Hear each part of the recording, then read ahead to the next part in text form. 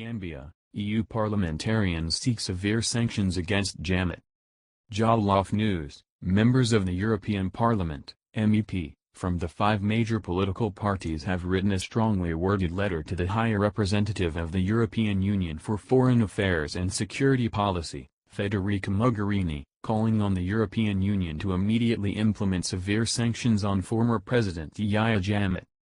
Exiled Gambian president, has been accused of stealing millions of dollars in his final weeks in power and shipping luxury vehicles out of the country.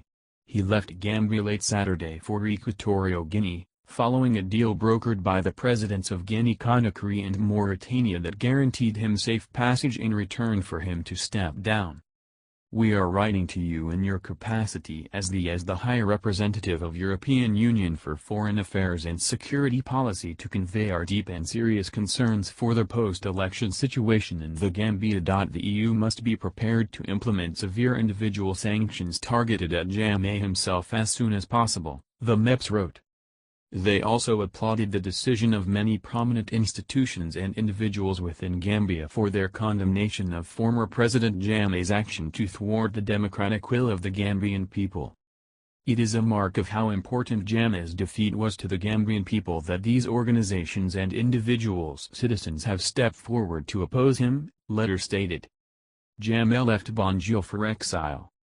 He has done this with the self-serving aims of retaining power for himself and avoiding prosecution for the numerous and serious human rights abuses allegedly committed under his rule.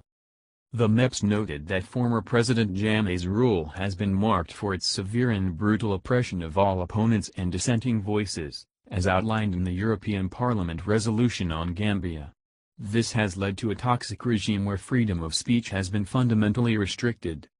The European Parliament has actively been monitoring the situation in the months leading to the election with our May 12 resolution, registering the dire situation in the country. The Parliament also sent a delegation from the Human Rights Subcommittee to the Gambia in September to see the reality on the ground firsthand.